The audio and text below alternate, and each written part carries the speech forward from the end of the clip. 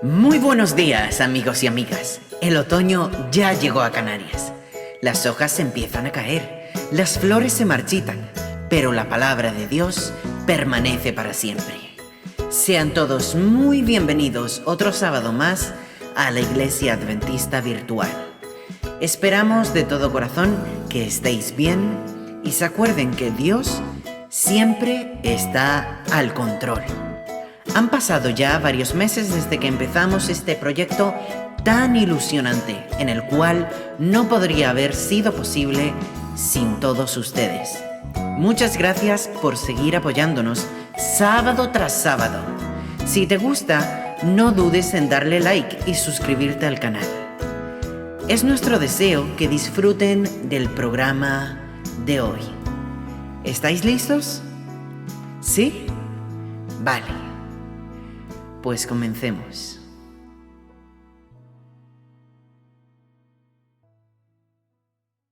Enfoque misionero.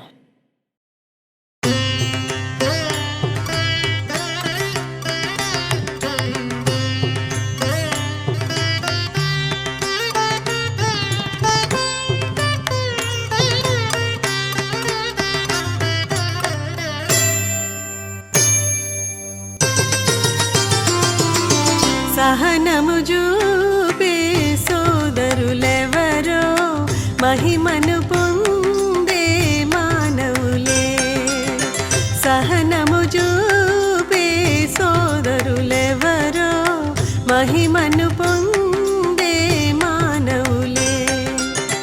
ఇహమున విజయుడై పరమున చేరిన మహిమశీలి ప్రభు ప్రేమ పాత్రులే. సహనము చూపే సోదరులెవరో మహిమను పొందే మానవులే.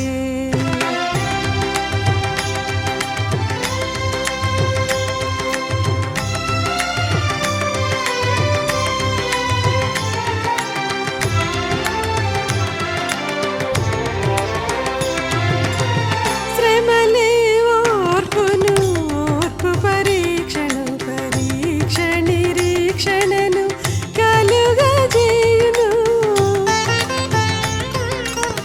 క్రీస్తు ఆనతిని నెరవేర్చు వారికి పూర్ణమైన ఓర్పు శాంతము.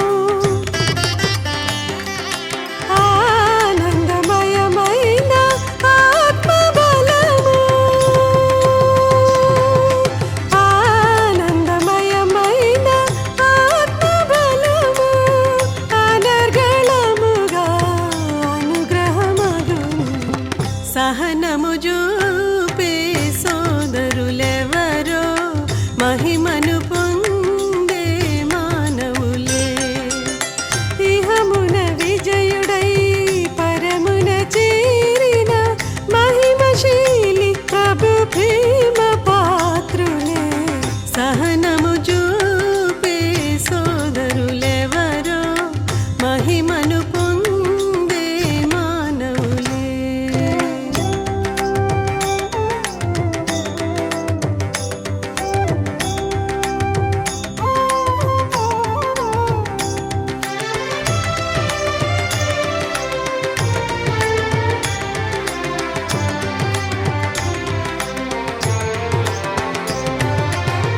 విశ్వాసముతో గొప్ప ఓర్పుతో వాగ్దానములను మీరు పొందగా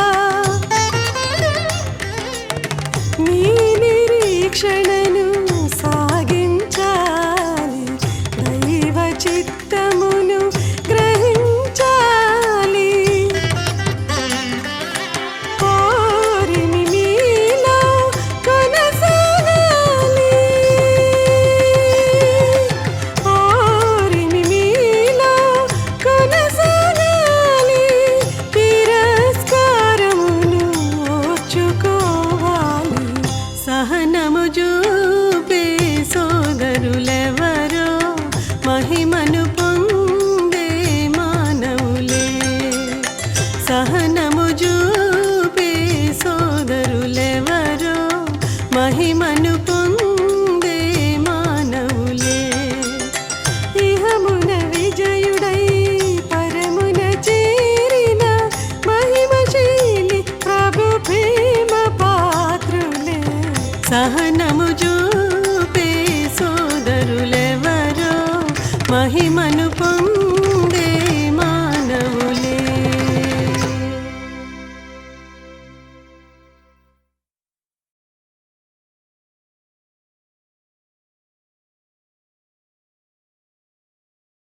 Momentos musicales.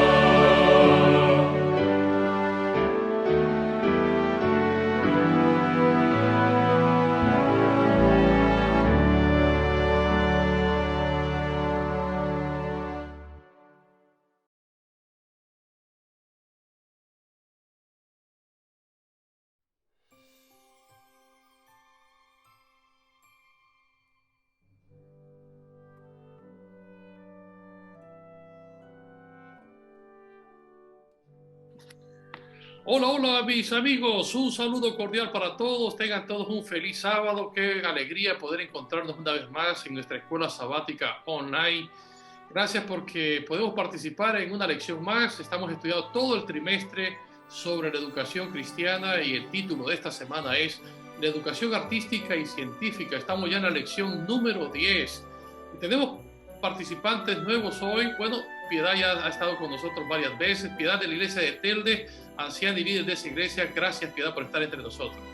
Es una bendición siempre para mí.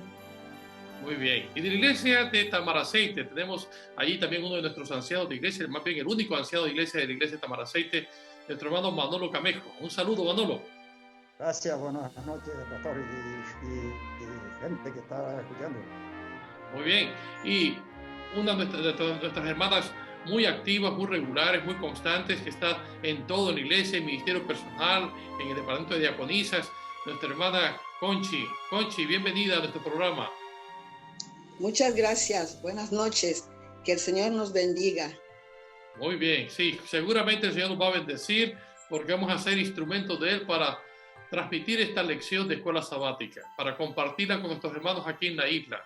Muy bien, vamos a empezar con una palabra de oración para que el Señor pueda bendecir este estudio de la lección. Voy a pedirle a Piedad, por favor, que nos dirija en oración. Así es. Querido Dios, amado Padre, Señor Todopoderoso, te estamos dando gracias ya desde este momento porque sabemos que tu Espíritu Santo nos va a dirigir. Gracias, Padre, en el nombre de Jesús. Amén, Señor. Amén, amén. Muy bien, pues vamos a empezar entonces con nuestro estudio. Y como siempre me gusta presentar un bosquejo para que así todos vayan siguiendo con el estudio de esta lección.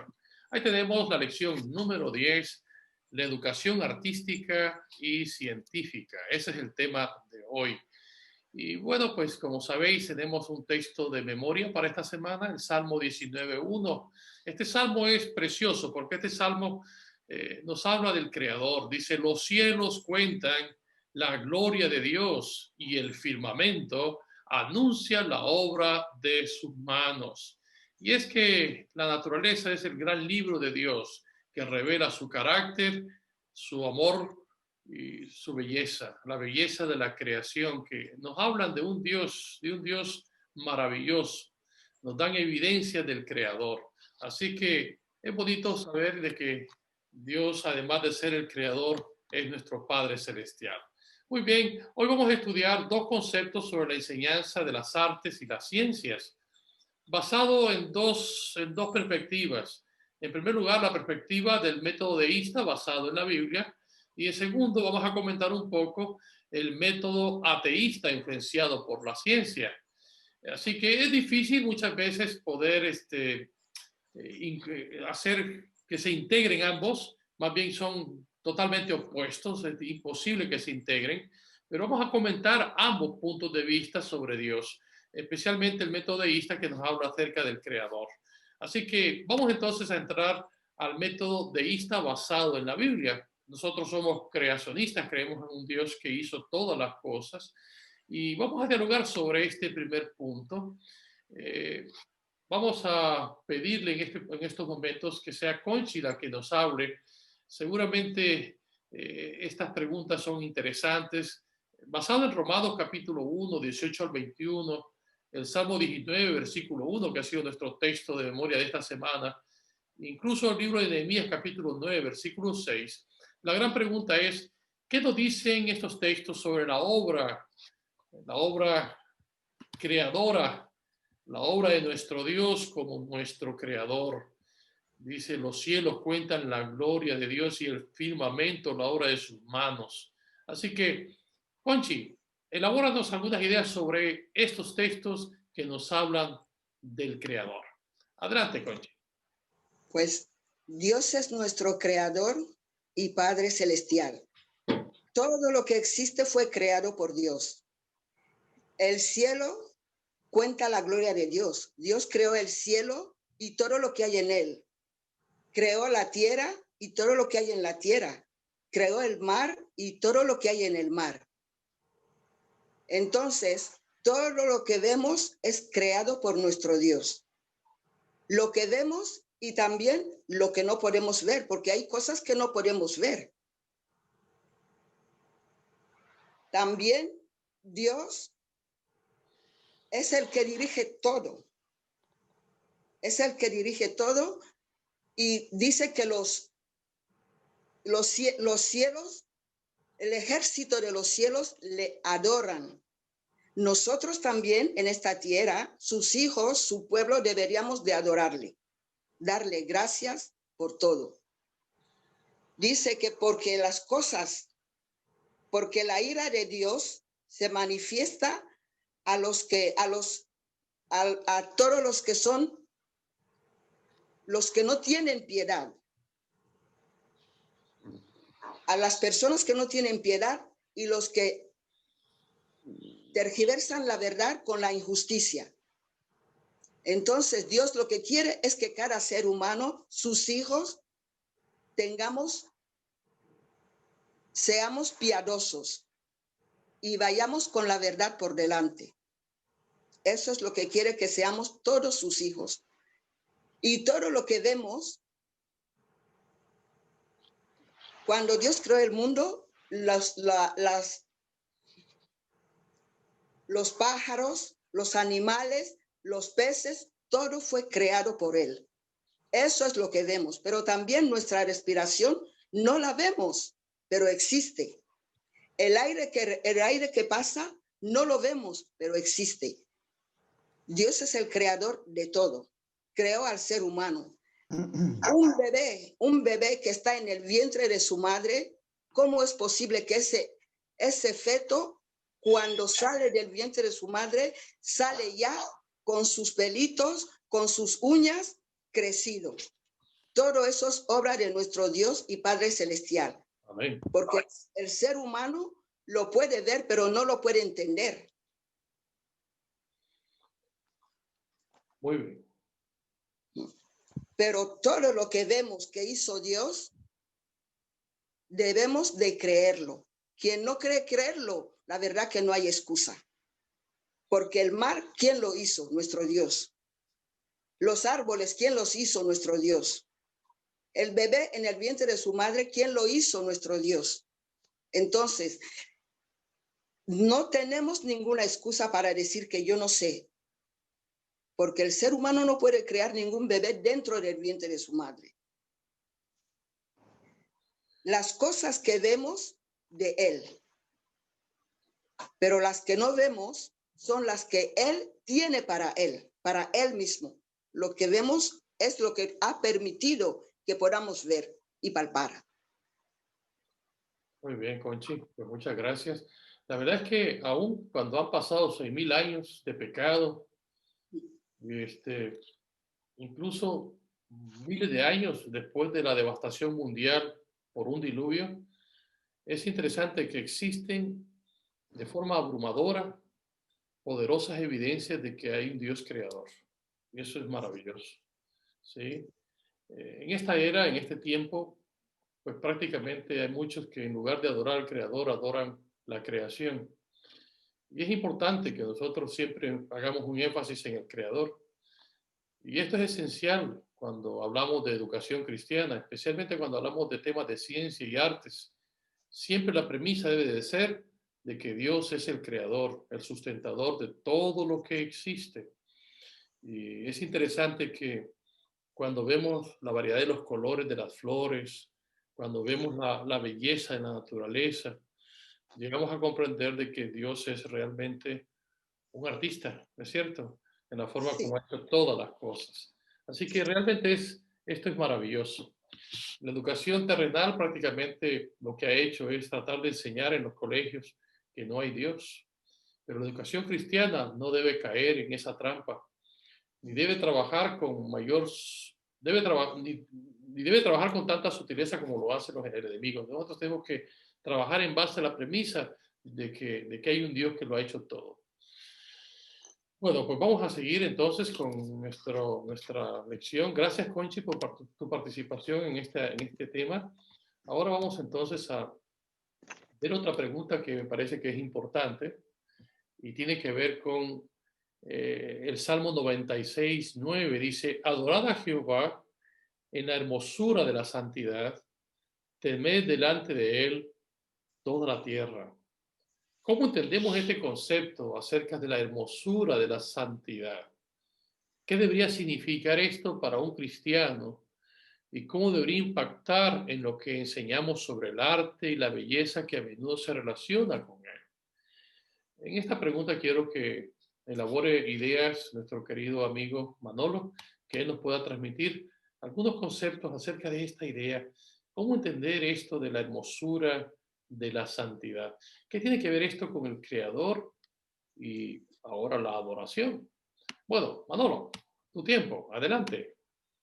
Sí, es interesante exponer que esa santidad sin la cual nadie verá a Dios es importante, muy importante para la vida del cristiano, en nosotros, en nosotras. Cada uno tenemos que tener el concepto de una vida que Dios está preparando a través de aquellos que siguen el calendario, por decirlo de alguna forma, de la creación. Porque muchos en la ciencia, como bien decía antes Conchi, lo que es el sentido de la vida, la biogénesis, la vida ahora se dan cuenta a partir de 1924, cuando la vida solamente puede venir de otra vida, es Dios el dador de ella. La ciencia, pues la falsa ciencia que ha mentido extravagantemente, falsificando, porque Satanás tiene mucho concepto referente a todo lo que es la santidad, sin la cual no veremos a Dios, va a hacer que nosotros en todo momento podamos flaquear. Para eso la fe es importante, la palabra de Dios, como dice Timoteo. Quiere decir que cada uno de nosotros tenemos que participar, llevar adelante todo aquello que lo puede ser solamente a través de la palabra de Dios. La geología nos habla de cosas muy, muy importantes. La arqueología demuestra cómo cambian todas las actitudes de muchas personas de antaño, 1400 y pico, 1500 y pico.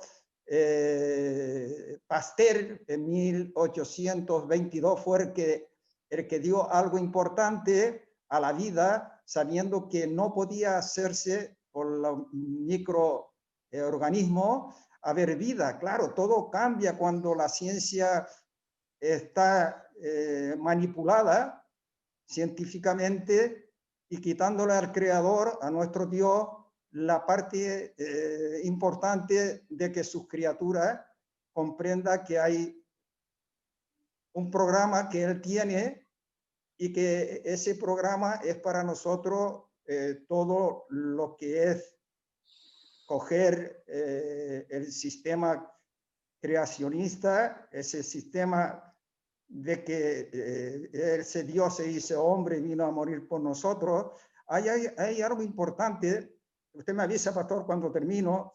Vemos que un país, una cosa pintoresca, una cosa que es muy, muy importante para mí al darme cuenta de estar mirando la visión, cómo personas con ideas de educación artística, yo mirando a Moisés, que era un gran guerrero, era un príncipe de Egipto, pero se tuvo que anodar para ser un pastor, para dirigir no solo lo que es las ovejas de Jetro, sino para dirigir un pueblo que iba a salir de Israel, un pueblo que iba a ser el pueblo que era el llamado, el que era dado a Abraham. Quiere decir que todo ello lleva a personas que algunas veces multiplicamos lo que es la característica en la ciencia, pero miramos lo que es lo contrario. Por ejemplo, también el Kelon, dentro de la iglesia hemos tenido problemas. Este hombre, que era un hombre muy inteligente, fue a caer en el panteísmo. quiere decir que algunas veces descolocamos nuestra visión, nuestra relación con Dios. Entonces, la falsa ciencia, que es lo que quiere el lenguaje en el conflicto de los siglos, página 630, nos dice que la falsa ciencia minará el concepto en la vida de las personas, de las criaturas de Dios. Entonces, claro, todo es razonable, viendo como bien decía Conchi, cuando el niño está en el vientre de su madre, la madre ya prepara una central, por decir, de lechera, por decirlo de alguna manera, como ella ya empieza a preparar para cuando nazca el bebé, tener la alimentación preparada. Eso solamente es Dios, el creador, y la falsa ciencia no puede quitarnos eso. Solamente es el deseo, ¿no? Y es algo importante dentro de lo que hubo en Egipto, ¿no? El ateísmo de quién es Dios, y se quedaron pues sin ejército, se quedaron con todo lo que es terminado, por decirlo de alguna forma, las cosechas, por las plagas, y en el tiempo que vamos a vivir, pues va a surgir mucho esta tierra, pero nosotros tenemos que estar al tanto de ello, y es a través de la palabra de Dios. Pastor, dígame cuando termine, porque ya ha llegado tu tiempo. Muy bien, te agradezco mucho, Manolo. La verdad es que la parte importante en relación a tu pregunta es la vinculación que hay entre el creador y la adoración a él. La adoración. En Apocalipsis, por ejemplo, temer a Dios y darle gloria a que hizo el cielo, la tierra, el mar y todas las cosas, y adorarlo, ¿verdad? Y es que cuando nosotros entendemos que Dios es maravilloso por todo lo que ha hecho, porque nuestro mundo aún caído todavía se ve tan hermoso. ¿Cómo pudo haber sido, imagínate, esa tierra sin el pecado? Habrá sido algo realmente maravilloso. Y esto nos enseña de que Dios en verdad es el creador. Y como alguien dijese, la belleza está en los ojos de quien mira, pues nosotros tenemos que verlo desde la perspectiva de Dios, la maravillosa y lo lindo que era. Y esto nos lleva a adorarle a Él. No adorar la creación, sino adorar al que lo creó todo. Lo que hablabas acerca del panteísmo, ¿no? Así que es importante esto. Debemos de tener cuidado de no adorar la creación en sí, sino la belleza de la creación nos habla de ese Dios que es maravilloso, que está al control. Bueno, gracias, Manolo, gracias porque has aportado sobre este asunto. Vamos a la siguiente pregunta, siguiendo con nuestro esquema de la primera sección que estamos hablando del deísmo, ¿verdad? Basado en la Biblia. Pero ahora vamos a hablar acerca del otro método, el ateísmo, que tiene que ver con la influencia de la ciencia. Y esto es un conflicto, saberlo explicar. Sí, y vamos a entrar a esta pregunta. En 1 Timoteo capítulo 6 se nos dan instrucciones claras sobre qué actividades debemos evitar, pero también se nos da una amplia explicación en los versículos 9 y 10, cuáles son las actividades contra las que advierte Pablo. En 1 Timoteo 6, cuáles son las actividades las cuales Pablo respalda. Así que esto es una sección interesante hablando de la falsa ciencia, de los falsos maestros que intentarían enseñar falsas doctrinas, especialmente con respecto al Creador. Muy bien, voy a pedir a Piedad entonces que nos ayude en esta sección. Adelante, Piedad. Yo quisiera que nos basáramos en la palabra de Dios y en lo que se dice en 1 de Timoteo 6, el versículo 20. Dice así en mi versión: no prestes atención a lo que dicen los que no creen en Cristo, ni a los que critican nuestras enseñanzas y afirman tener la verdad. Está hablando de las falsas verdades de la ciencia, ¿verdad? Dice, no sigamos a aquellos que no siguen a Cristo. Errores de la ciencia, y que la ciencia ha querido desde siempre, incluso lo ha respaldado con fórmulas, etcétera, ha hecho un esfuerzo. Algunos de ellos, aproximadamente hace unos 2000 años, los más inteligentes de la época, los científicos de la época, creían que la Tierra era el centro del universo. Actualmente, hoy en día, desde la ciencia biológica se piensa que la vida comenzó hace millones de años. Pero no solamente eso, sino que además apareció por pura casualidad. Hay como una lucha entre las personas y hay como una división y hay una creencia como que o bien eres una persona racional y lógica, con lo cual no crees en la religión, o bien eres una persona irracional y eres un religioso. Pues a mí personalmente me tocó mucho la pregunta porque cuando yo conocí la palabra de Dios, justamente estaba empezando mis estudios de telecomunicaciones. Y entonces yo siempre decía, siempre me gustaba, me hacía gracia pensar que yo tenía fe por lógica. Yo decía, mi fe no está basada en unos conceptos irracionales, sino que está basado en la lógica. Todas las cosas científicamente, cuando los profesores de ingeniería nos explicaban las cosas, todo tenía una causa racional y lógica. Y para mí la creación también tiene una causa. Y lo más lógico y lo más racional viene a ser que hay un ser inteligente, hay una mente inteligente que creó todas las cosas. Mi fe está basada en la razón, no en la irracionalidad. Sinceramente pienso que cuando la ciencia y la fe se dan la mano, entonces el éxito está asegurado. Ahí está la clave, ¿verdad? La clave está ahí cuando se dan la mano. De hecho, hay hombres de ciencia que han sido realmente creyentes, es cierto. Gracias, Piedad. Gracias por tu participación.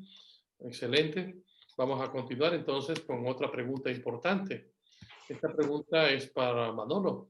La ciencia biológica actual, por ejemplo, se basa en el supuesto de que la vida comenzó hace miles de millones de años, por casualidad y sin Dios y sin ninguna finalidad. Al mismo tiempo, ha surgido una cantidad increíble de literatura científica complicada y detallada basada en esta enseñanza. Es decir, el ateísmo, ¿verdad? Con su modelo que piensa de que la Tierra tiene millones de años. Nosotros como creacionistas creemos de que tiene 6.000 años. Y estamos a punto de empezar ya el séptimo milenio prácticamente, o ya hemos empezado el séptimo milenio. Ahora, la pregunta es, ¿qué lecciones podemos sacar de esto acerca de qué puede haber gente experta en el error? ¿Qué lecciones podemos aprender acerca de esto? De que hay gente experta en el error. El hecho de entender esto, ¿cómo debería impactar en la educación cristiana en general y en la enseñanza de las ciencias en particular? Una pregunta difícil, Manolo, espero que puedas darnos una buena explicación, que nos aclares este concepto, ¿sí? Especialmente lo que podemos aprender de los que enseñan el error, de los falsos maestros. Así que, Manolo, adelante. Sí, hay hombres importantes, Antonio Cremades, del CAS, Raúl Esperante, que está en Loma Linda, hombres que trabajan y han vivido y están haciendo en la ciencia descubrimiento o el trabajo en equipo. Quiere decir que siempre lo que es hombres cristianos, hombres que dirijan lo que es su tesis, por decirlo de alguna forma, en el objetivo de que el hombre y la mujer venimos de Dios, que no somos espontáneamente, como dicen que el universo pues surgió. Esas mentiras de Satanás buscando a miles y millones de personas que van a quedar, a ser engañados, a no ser que también nosotros actuemos referente a ir y predicar el evangelio, lo que dijo Jesús. En Atapuerca es lo que es patrimonio de la UNESCO. Ese sitio dice que es de 1000 y no sé cuántos millones de años que tiene ahí cerca de la península. Quiere decir que esos jóvenes y esas personas científicas como ven las cosas de una forma, Pablo lo dice, que aquellos que no son en conocimiento práctico de la palabra de Dios serán engañados y llevando a engaños a otras personas, más o menos. Parafraseo el versículo. Quiere decir que Dios está actuando y haciendo que los principios fundamentales sean la ciencia divina, es lo que antes se dijo de darse la mano entre una cosa y la otra, pero las personas que somos hechos a la imagen de Dios, cogemos lo que es la parte que es más especializado Satanás en el engaño, que es el padre de la mentira.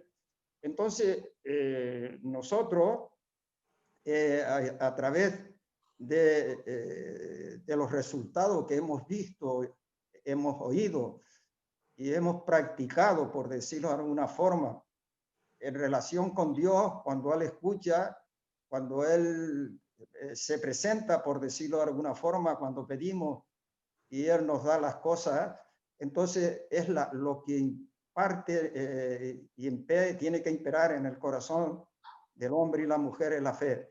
Y ahí se mueven muchas cosas referente a ello.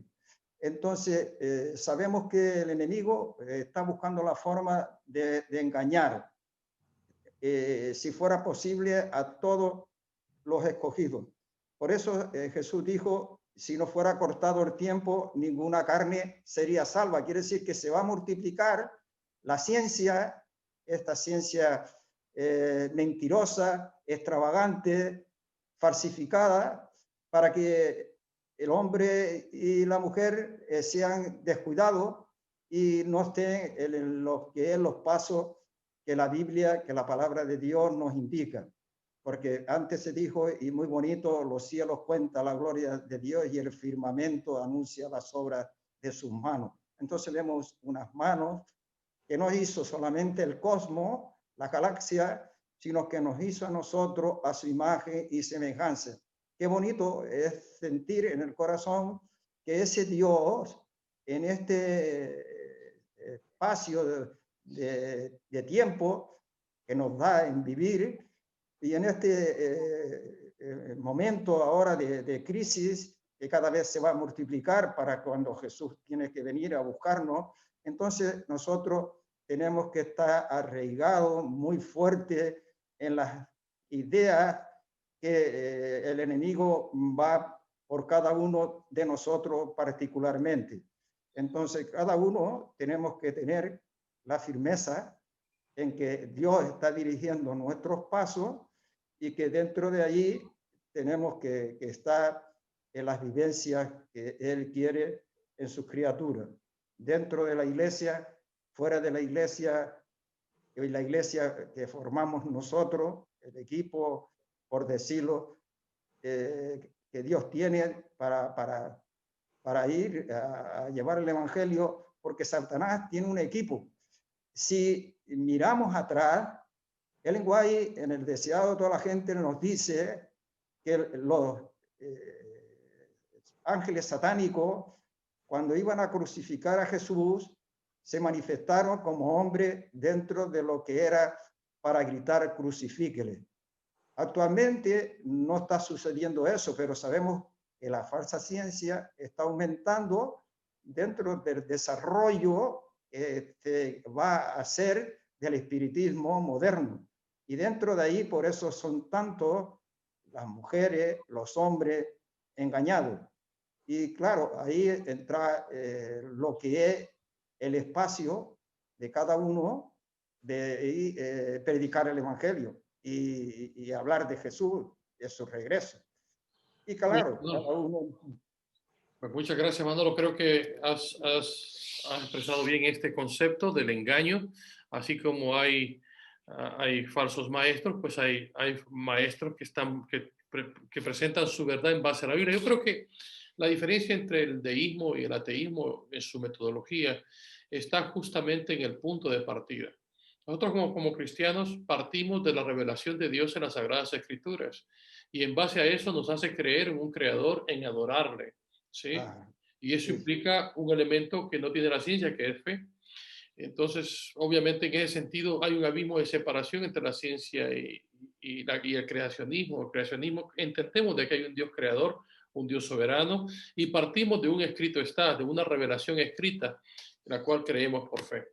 Ahora, el punto de partida de la ciencia es diferente al nuestro, y quizás allí donde quizás hay una línea de separación entre lo que ellos creen y lo que nosotros creemos. Es evidente que nosotros creemos en el Dios creador, el Dios que hizo todo y que nos sostiene, ¿de acuerdo? Gracias, Manolo. Pues vamos a continuar entonces con otra pregunta importante en esta misma línea de ideas. En esta sección ahora vamos a entrar a la aplicación de estos conceptos con respecto a la educación. Esta sería la última sección ya para ir casi finalizando. Hay aquí dos preguntitas que quisiéramos trabajar. La primera, esta preguntita en Proverbios capítulo 1. ¿Qué nos enseña esto acerca de lo que debería ser la verdadera educación? Según este versículo, ¿cuál es la clave de la verdadera educación cristiana? Voy a pedirle en estos momentos a Conchi Viole que ella sea la que elabore algunas ideas sobre estas preguntas. Adelante, Conchi. Bueno, Proverbios 1 nos dice, el principio de la sabiduría es el temor de Jehová. Entonces, quiere decir que debemos de temer, reverenciar a nuestro Dios, porque Él es el creador de cielos y tierra. La Biblia fue escrita, o sea, los proverbios de Salomón, el hijo del rey David, dice y nos explica y nos enseña, nos amonesta que debemos de ser sabios para buscar a Dios, para tener cordura, para amarlo, para ponerlo en primer lugar en nuestras vidas. Dice, Dios desea que su pueblo busque la sabiduría todos los días. La Biblia nos dice, debemos de seguir día a día buscando a Dios, pero con sabiduría, pidiéndole sabiduría. Porque si le pedimos sabiduría, Él nos la da. Y también nos dice aquí el sabio, para conocer las razones prudentes, para recibir el consejo de prudencia, justicia, juicio y equidad. Y a los jóvenes, inteligencia y cordura. Dice que oirá el sabio y aumentará su saber, para entender parábola y declaración. Las palabras del sabio y sus dichos. En el versículo 7 nos dice, como dije antes, que es el principio de la sabiduría. Porque todo aquel que tiene sabiduría tendrá temor de Jehová. Porque Él es nuestro creador y Señor. Muy bien. La verdad es que cuando dice el principio de la sabiduría es el temor de Jehová, no es un temor al castigo, es un temor reverencial que nos lleva a la adoración a nuestro Dios como el creador, ¿no es cierto? Los estudiantes de artes y ciencias utilizan sus talentos hoy en día para adquirir conocimiento y lograr la excelencia en sus estudios. Los profesores de estas disciplinas hacen lo mismo, somos capaces de alcanzar el esplendor artístico y se realizan avances científicos, pero gracias al conocimiento y a sus capacidades. La Biblia nos enseña que en comparación con esto hay sabiduría, la sabiduría que proviene de Dios, y tenemos que pedirla. Dios desea que su pueblo busque esa sabiduría, que la atesore y abunde en ella. La clave de la educación cristiana está en eso, en el centro del conocimiento, que es la sabiduría. Muy bien, gracias, Conchi. Y ahora vamos a la última pregunta ya, Job 38. ¿Qué nos enseña esto acerca de Dios, no solo como creador, sino también como sustentador de toda la vida? ¿Cómo debería impactar esta importante verdad en nuestra manera de entender las artes y las ciencias? Piedad, esta pregunta es para ti. ¿Podrías ayudarnos a trabajar con esta sección? Quisiera que busquemos en nuestras Biblias Job 38, el versículo 4. Es una conversación en la que el Señor le responde a Job y le dice así: si de verdad sabes tanto, dime dónde estabas tú cuando yo puse las bases de la tierra, cuando yo creé la tierra. El capítulo 38 de Job es impactante porque ahí vemos cómo el Señor fue creando toda la naturaleza, todo lo que existe. Me gusta de Patriarcas y Profetas lo siguiente, dice: la naturaleza es testigo de una inteligencia, una presencia y energía que es la acción del Padre y del Hijo. Importante, ¿verdad? Importante esta cita de Patriarcas y Profetas. Con respecto a la educación, con respecto a la creación y con respecto a cómo el Señor sigue sustentando lo que ha creado, todo lo que ha creado. Mi segunda carrera es psicología y ahí en el libro de primero de carrera decía que los hombres y mujeres que estudiaran la psicología no podían ser personas religiosas. Yo lo leí varias veces por si me había equivocado al leerlo, pero francamente decía eso. Pero no fue suficiente con eso, sino que el profesor en clase repitió varias veces que la ciencia y la tecnología no han avanzado más por causa de la religión. Y eso me llamó a mí muchísimo la atención y me puse a investigar y ver en qué se estaba basando, qué tenía que ver, por qué estaba diciendo esto él en clase. Y llegué a darme cuenta que justamente era todo lo contrario. Observé en el mapa mundial todos los países, todos los continentes, y me di cuenta de lo siguiente, que en aquellos lugares donde los países que nosotros conocemos, que son más avanzados científica y tecnológicamente, son aquellos países de creencias cristianas. Y dentro de las creencias cristianas, en especial aquellos que son de la línea protestante, han avanzado todavía más. Estamos hablando de Alemania, de Inglaterra, de los países nórdicos, de Estados Unidos. Entonces me di cuenta que realmente allí donde la religión está basada y la ciencia está basada en la palabra de Dios, el Señor está haciendo que la ciencia verdaderamente avance mucho más. Dijo Jesús: mi Padre hasta ahora trabaja y yo también trabajo.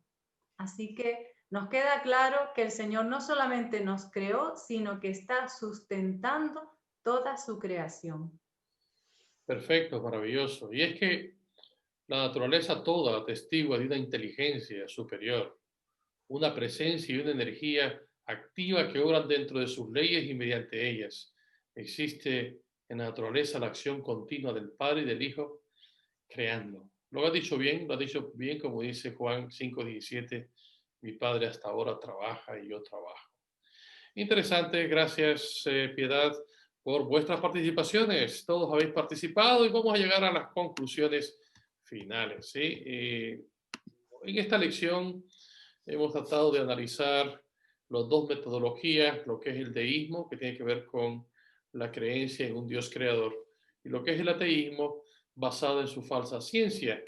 Ahora bien, la ciencia tal como se conoce ahora, argumenta que la idea misma de un creador sobrenatural es anticientífica, ya que no puede probarse científicamente, y por lo tanto es una noción ajena a la ciencia. Esta presuposición no es algo que la ciencia misma enseñe. De hecho, la ciencia parecería enseñar lo contrario. Toda la belleza y la complejidad del mundo apunta a un creador, sino que es una postura filosófica impuesta sobre la disciplina por los propios científicos. Sin embargo, el problema es que las escrituras enseñan que Dios no solo creó todo, sino también lo sostiene todo. Eso significa que toda verdadera educación cristiana relacionada con la ciencia tendría que funcionar a partir de supuestos radicalmente diferentes de lo que afirma la ciencia en general. Inevitablemente se producirían conflictos, especialmente en lo relacionado con los orígenes de la vida. Bueno, esto es un pensamiento que estaba en nuestra escuela sabática, quise rescatarlo y ponerlo allí. En síntesis, queridos hermanos, la lección de esta semana, pues hemos intentado hablar de estas dos metodologías, ¿no es cierto? Hemos intentado ver el método deísta basado en la Biblia, el método ateísta influenciado por la ciencia. Y la gran pregunta final es, ¿deseas enseñar a tus hijos o alumnos que la naturaleza da evidencia de Dios y que además es su revelación? A mí me impresiona lo que Pablo dijo a los atenienses cuando habló allí en la plaza de Atenas y luego en el Areópago, cuando él les dijo su creencia en el Dios no conocido, el Dios que creó todas las cosas, el Dios que hizo todas las cosas y las sostiene. Y dijo, de un linaje ha hecho a la familia humana, en él vivimos, nos movemos y somos. Me encanta cuando Pablo presenta ahí al Creador, al Señor y a su Dios. Así que ojalá que nosotros en medio de este mundo lleno de filosofías y de ciencias podamos ser capaces de poder presentar a nuestro Dios como el Creador, el Señor, el Redentor. Bueno, pues gracias por haber participado, Piedad, gracias por haber participado, Conchi y Manolo. Pues vamos a concluir con una palabra de oración. Manolo, quisiera dirigirnos en oración, por favor.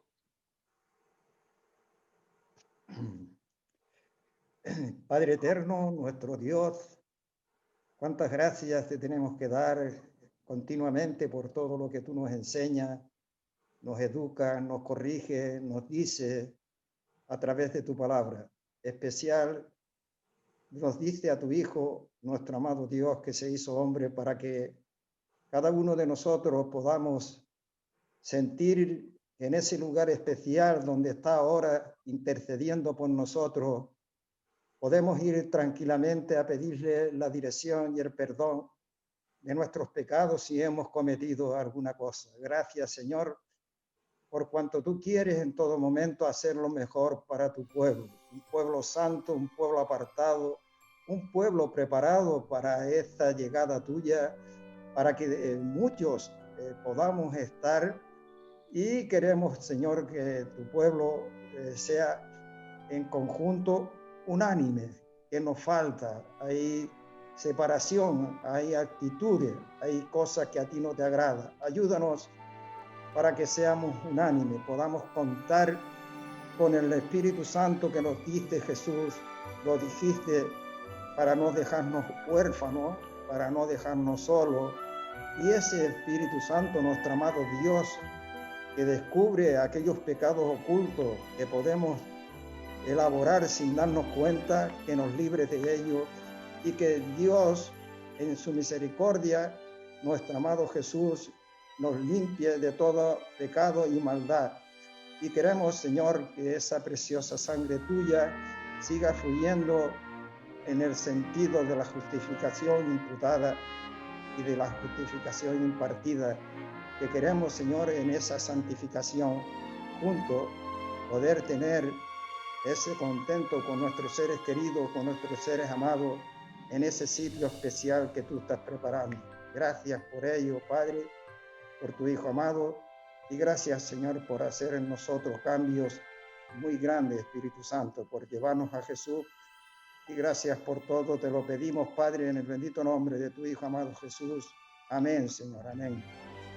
Bueno, pues muchas gracias, bendiciones para todos, un saludo para nuestros hermanos de la iglesia de Telde, de la iglesia de Tamaraceite, de la iglesia de Las Palmas, de vecindario y también del grupo de ingenio. Bendiciones y hasta la próxima. Buen sábado. Hasta luego, Piedad.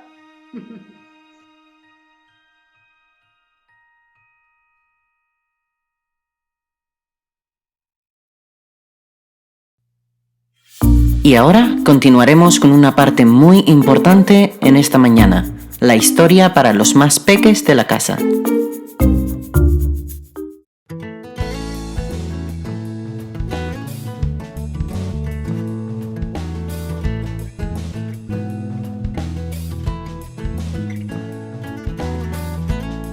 Hola chicas y chicos, la historia de hoy se llama La noche que cantaron los ángeles.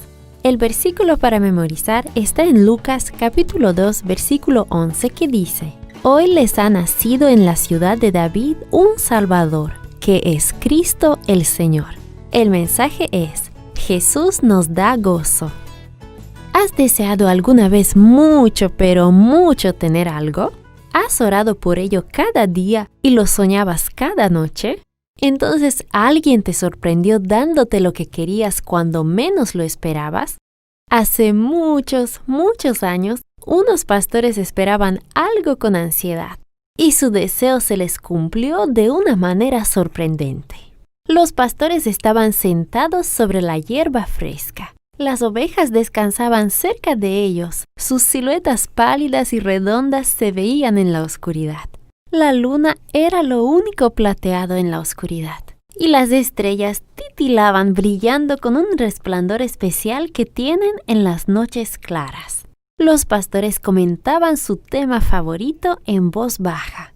Era algo de lo que hablaban casi cada noche: la venida del Mesías. Sí, estaban cansados del trabajo del día, pero al pensar, hablar y orar por el Mesías, sus corazones se llenaban de esperanza.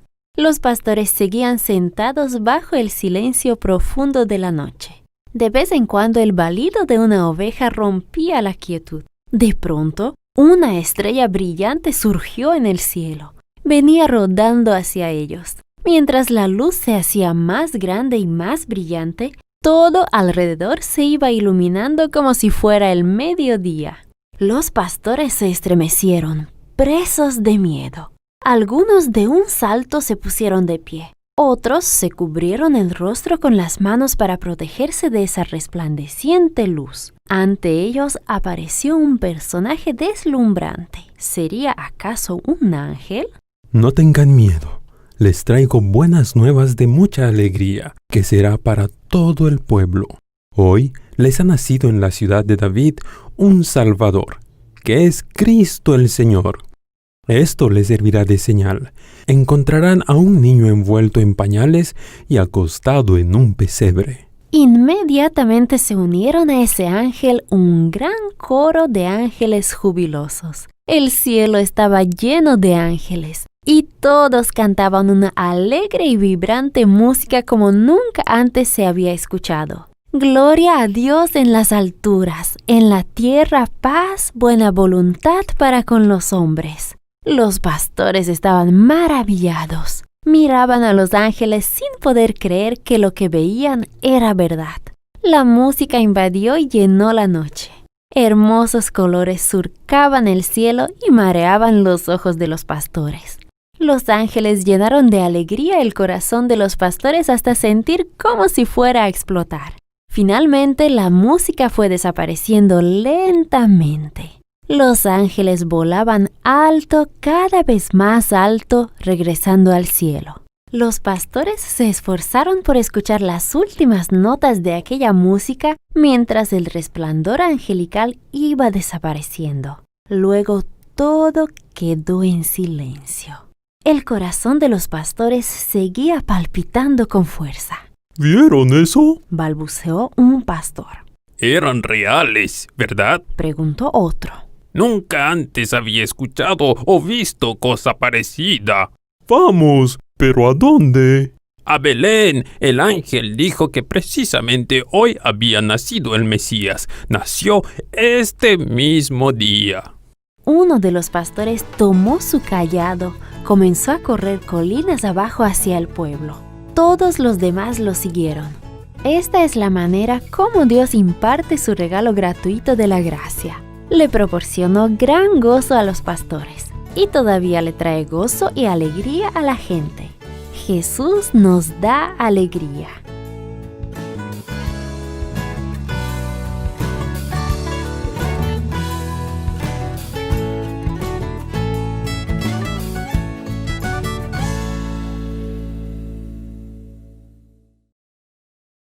Momentos musicales.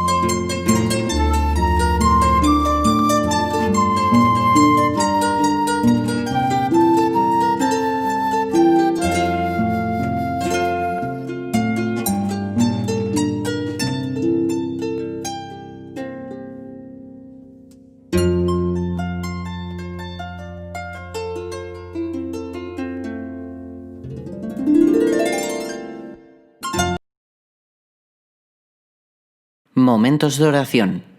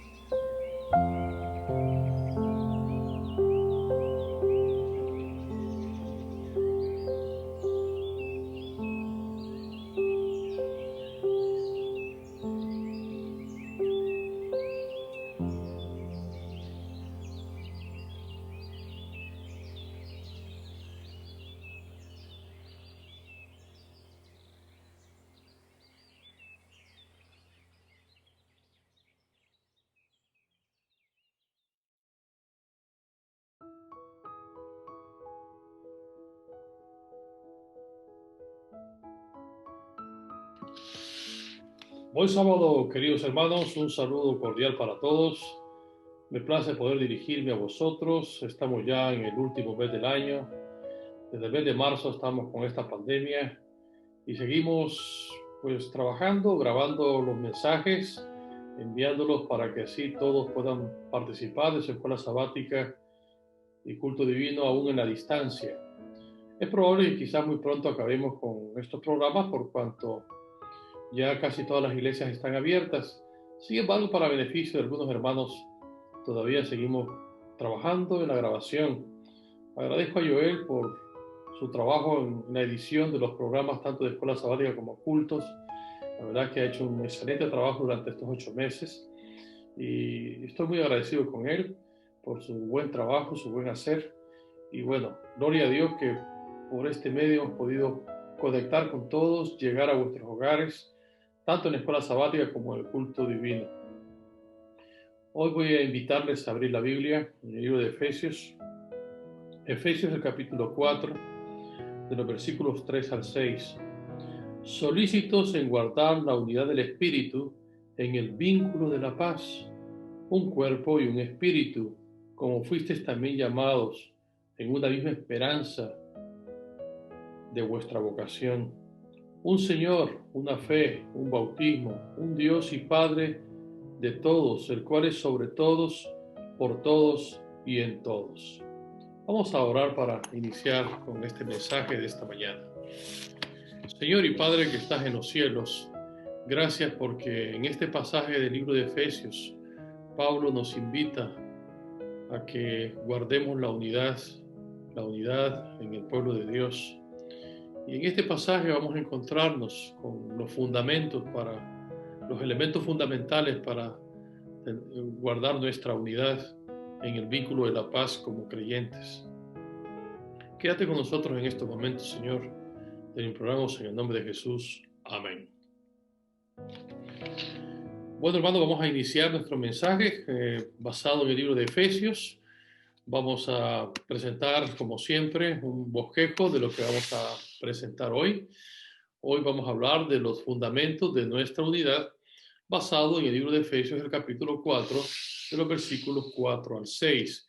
Notad que el versículo 3 concretamente nos invita al apóstol a ser solícitos en guardar la unidad. Ahora bien, esta unidad tiene sus fundamentos claves. El primer fundamento de ellos tiene que ver con el fundamento de ser un solo cuerpo. Un solo cuerpo, ese sería el primer fundamento para nuestra unidad. Es decir, que Pablo utiliza aquí la figura de la iglesia como un cuerpo, donde Cristo es la cabeza. Y lo que se quiere ilustrar con esta figura es la perfecta armonía que debe existir en la estructura y en la organización de la iglesia. Ningún cerebro puede controlar un cuerpo que está desintegrado en fragmentos si no hay una perfecta unidad bien coordinada en todo el cuerpo. Los deseos de la cabeza se frustran si estuviese esto fraccionado. Eso no quiere decir que sea una unidad mecánica de administración y organización humana. Es una estructura unida donde el cuerpo está unido en las diferentes partes que tenemos, el tronco, la cabeza y las extremidades. Su base está, por supuesto, en la cabeza. Hay muchos miembros, pero es uno solo cuerpo. El cristiano no es un peregrino solitario y aislado, pertenece a un organismo viviente que es la familia de Dios. Es interesante que todas las instituciones y las asociaciones tienen una estructura, una organización. Es lo que se conoce como estructuralismo. Pero también tienen una función, lo que se conoce como funcionalismo. El cuerpo tiene que estar perfectamente unido para que éste funcione. Imaginaos una persona con una mano lisiada o un pie lisiado, pues cojea, ¿no es cierto? Porque tiene una parte de su cuerpo que está herida, que está dañada. Así el cuerpo de Cristo, que es la iglesia, cojea cuando uno de los miembros está mal. Es interesante esta figura porque habla de la perfecta unidad que debería de ocurrir en el cuerpo, así en la iglesia, ¿sí? Un solo cuerpo. Mira lo que dice el libro de Primera de Corintios capítulo 12, cuando habla acerca de los dones espirituales. Me llama la atención que utiliza otra vez la figura del cuerpo. En el capítulo 12, versículo 12, dice, porque así como el cuerpo es uno y tiene muchos miembros, pero todos los miembros del cuerpo, siendo muchos, son un solo cuerpo, así también Cristo. Así que la iglesia es un cuerpo bien unido, donde la cabeza es la que organiza y hace que todo el cuerpo funcione de forma bien estructurada. Así que esta es la primera figura, el primer fundamento de nuestra unidad, que sería ser un solo cuerpo. El segundo fundamento es un solo espíritu. Un solo espíritu. Y es que no puede haber iglesia sin espíritu que la sustente. No puede descender el Espíritu de Dios si no estamos unidos como un solo cuerpo, orando y pidiendo por él. Entonces, la figura del Espíritu es importante. La palabra neuma, que es la palabra referida a espíritu, se refiere al aliento que da vida al cuerpo. Y lo que da vida al cuerpo de Cristo es el Espíritu, el cual fue prometido a su iglesia desde el principio.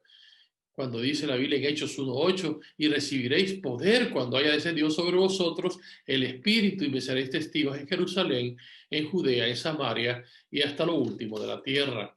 Por ejemplo, en el libro de Ezequiel, el capítulo 37, se describe un valle de huesos secos, y entonces dice que Dios le dice al profeta, ¿vivirán esos huesos?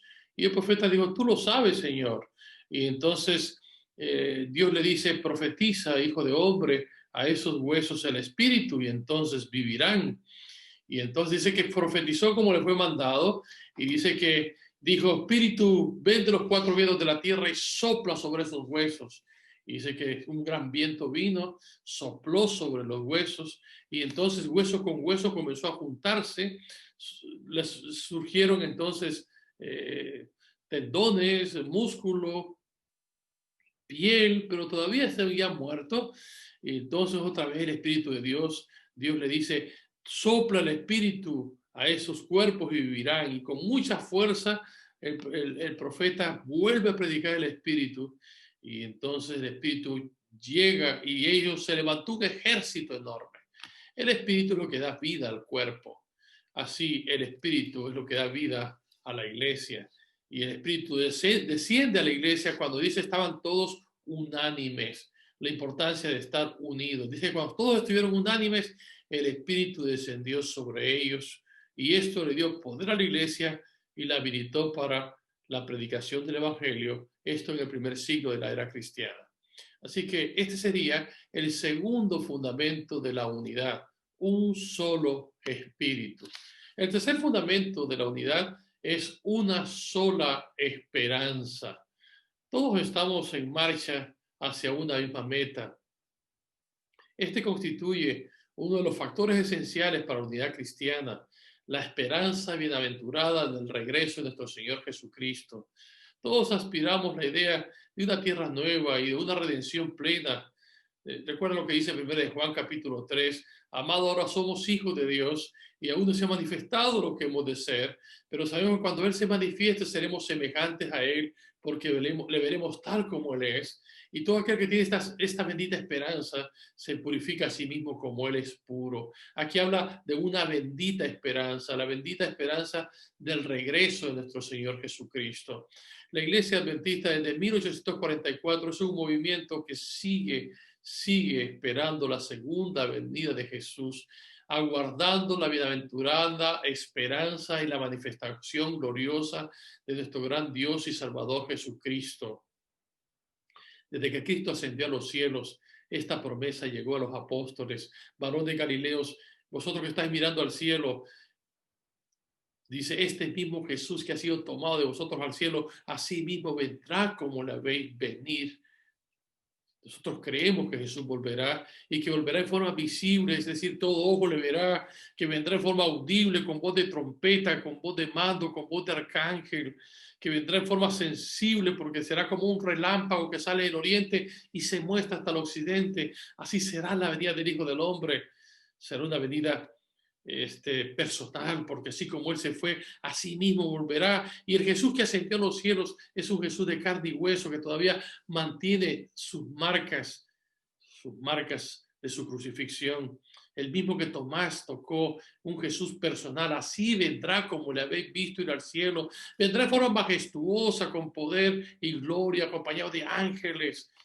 Vendrá de forma maravillosa, en forma estruendosa, y entonces también de forma sorpresiva como ladrón en la noche.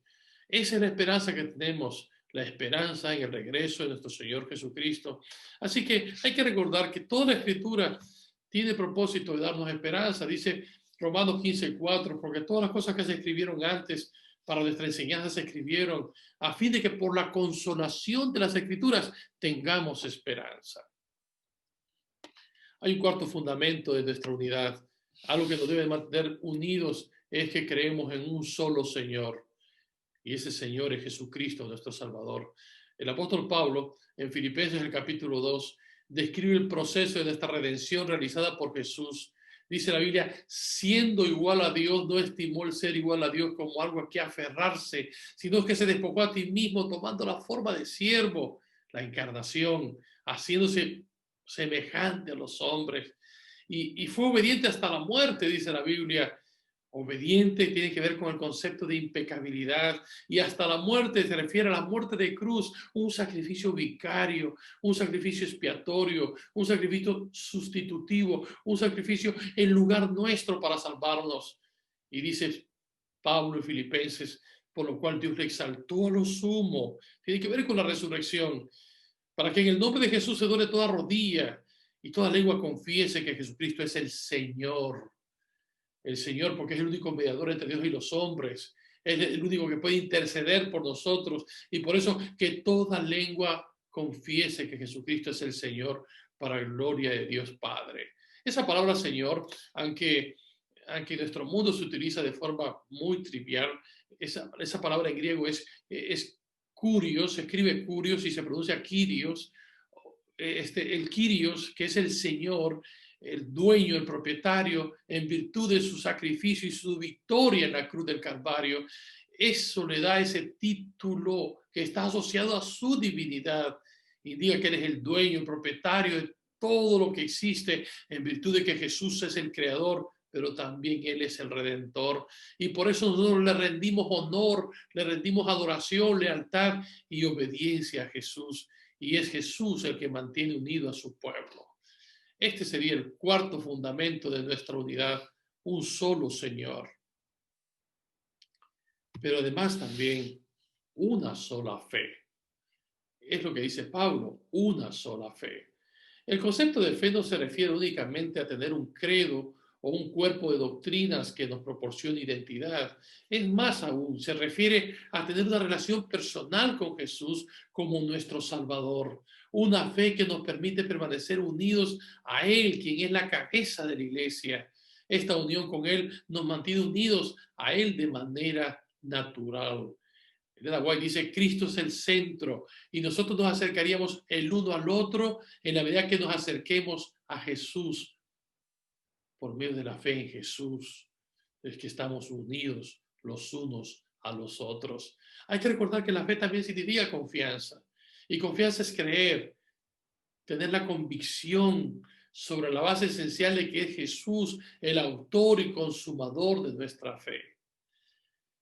Cuando la Biblia dice, aquí está la paciencia de los santos, los que tienen la fe de Jesús y guardan los mandamientos de Dios, habla de la fe de Jesús. Evidentemente también se refiere a todas aquellas doctrinas donde Cristo es el centro y donde nuestra fe está en Jesucristo.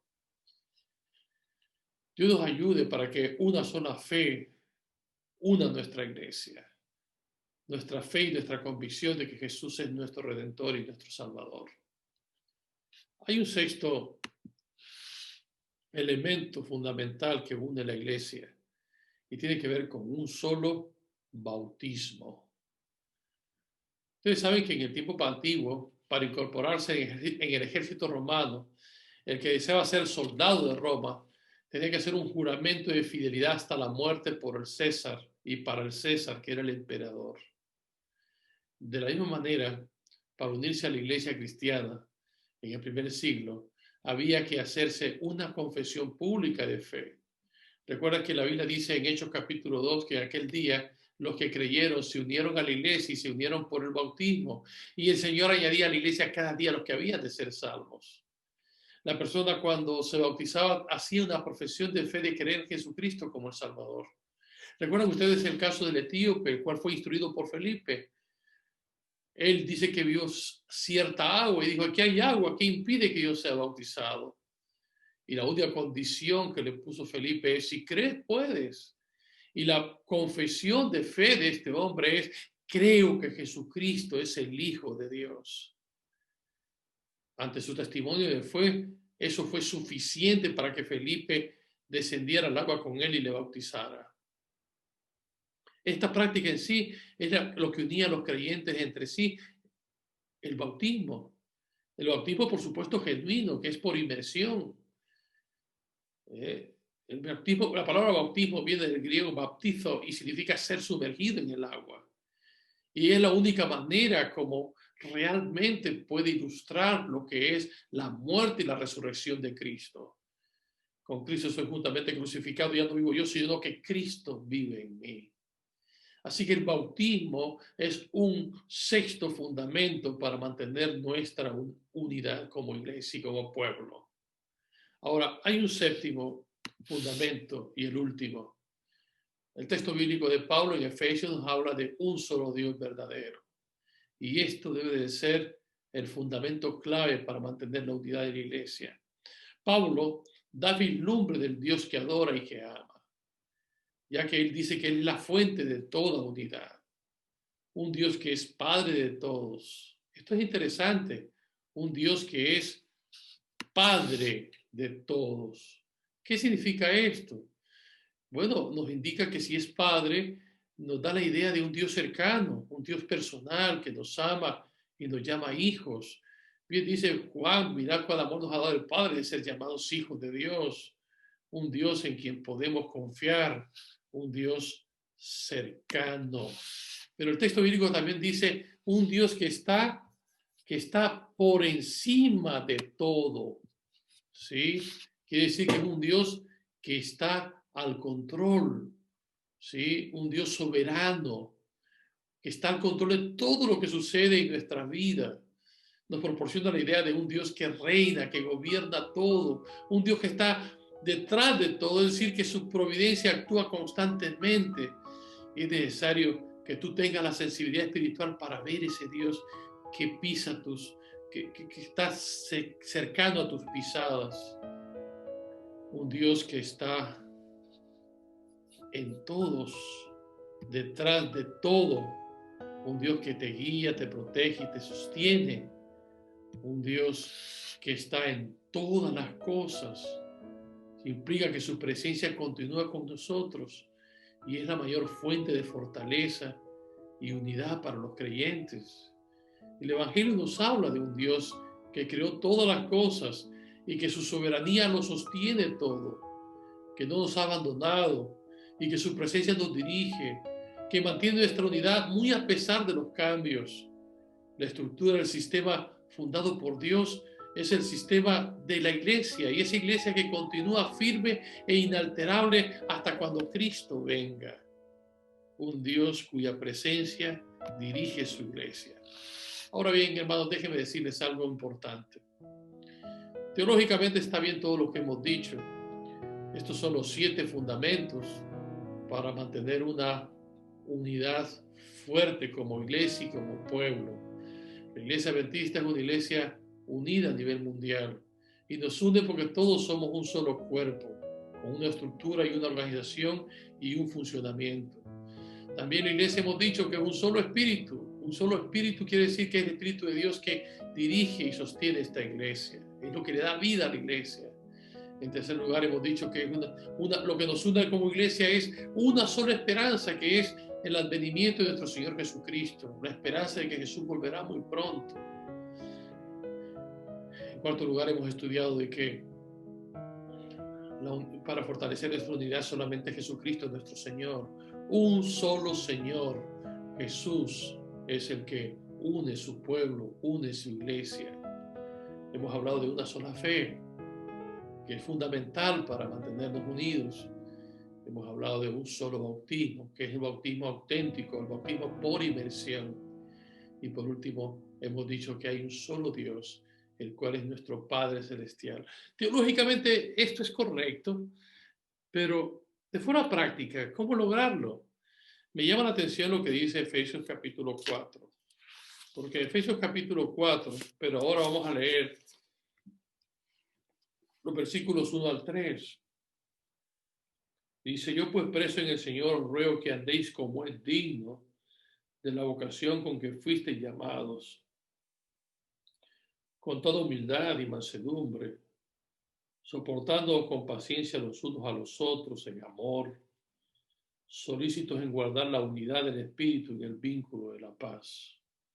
En primer lugar, para lograr esa perfecta unidad, nosotros tenemos que andar como hijos de Dios, andar de acuerdo a la vocación a la que hemos sido llamados, y debemos de andar en humildad y mansedumbre. Es lo que está diciendo él. Con toda humildad y mansedumbre. En segundo lugar, hay que aprender a soportarnos con paciencia los unos a los otros, principalmente en amor. Y por último, tratemos de guardar la unidad del espíritu en el vínculo de la paz. Si hacemos esto de forma práctica, os aseguro que podemos llegar a concluir con un pueblo unido, preparado para el regreso de nuestro Señor Jesús. Hoy vamos a tomar la Santa Cena en las iglesias de Tamaraceite y en la iglesia de Las Palmas. Y es importante que para tomar la Cena del Señor como un solo cuerpo, porque es un solo pan y nosotros un solo cuerpo, la unidad perfecta debe de estar presente entre las familias de su iglesia. Dios quiera que hoy seas sensible a la voz de Dios y aprendas a mantener la humildad y la mansedumbre, la paciencia y el amor para poder guardar la unidad del Espíritu. Vamos a orar para concluir. Señor, nuestro Dios y nuestro Padre, tú deseas la unidad de tu pueblo, la unidad de tu iglesia. Y te suplico, Señor, que puedas bendecir a nuestras familias de las iglesias, que puedas ayudarnos a permanecer unidos los unos a los otros. Guárdanos, Señor, y quédate con cada uno de nosotros en este sábado. Que tu bendición nos acompañe, Padre, en el nombre de Jesús. Amén. Gracias, queridos amigos, por haber estado durante este tiempo conmigo. Que tengan un buen sábado, un sábado bendecido. El Señor los guarde.